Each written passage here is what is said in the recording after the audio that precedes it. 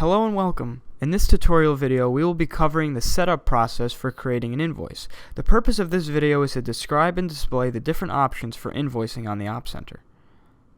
The first thing to consider is that for convenience and accuracy, your invoices are based on your packing lists, and that there are multiple ways to create invoices. Right now we're actually on the packing list screen, and you can create an invoice directly off of a packing list from this screen. So you would scroll over, locate the packing list that you wanted to create an invoice for, and you would just click this Create button right here underneath the Invoice field.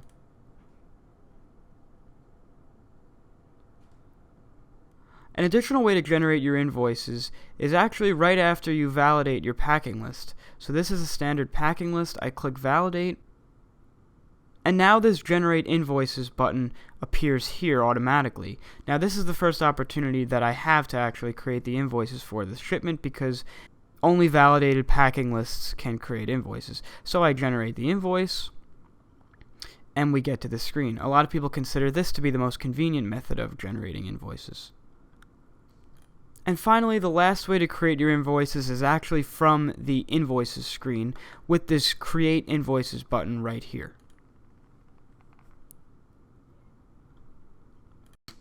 Now, since we're generating an invoice, and an invoice has to be created from a packing list, the BOL number is the first thing that we want to select here. If you click to create this off of a packing list, or if you generated invoices right after you created a packing list, this number is going to be set in stone up here because that was the BOL that we created it for. If we just click to create an invoice like we did here, we get to select the BOL number.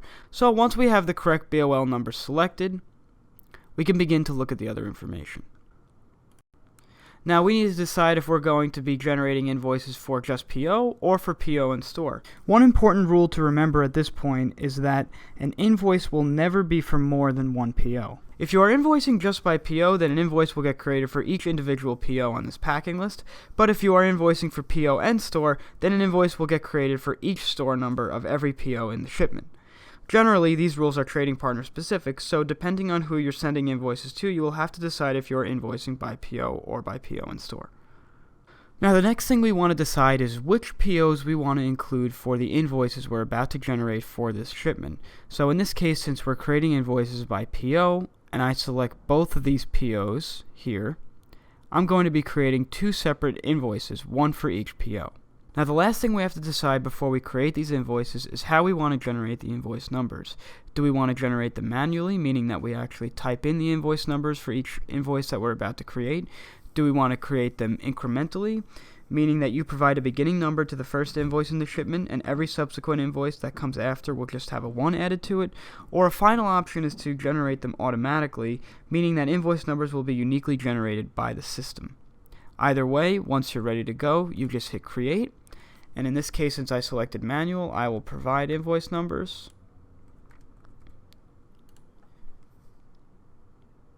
And now the shell for my invoice has been created, and I can start filling out the rest of the relevant information. Now, for more information on the rest of the invoice creation process, please see the Create an Invoice video.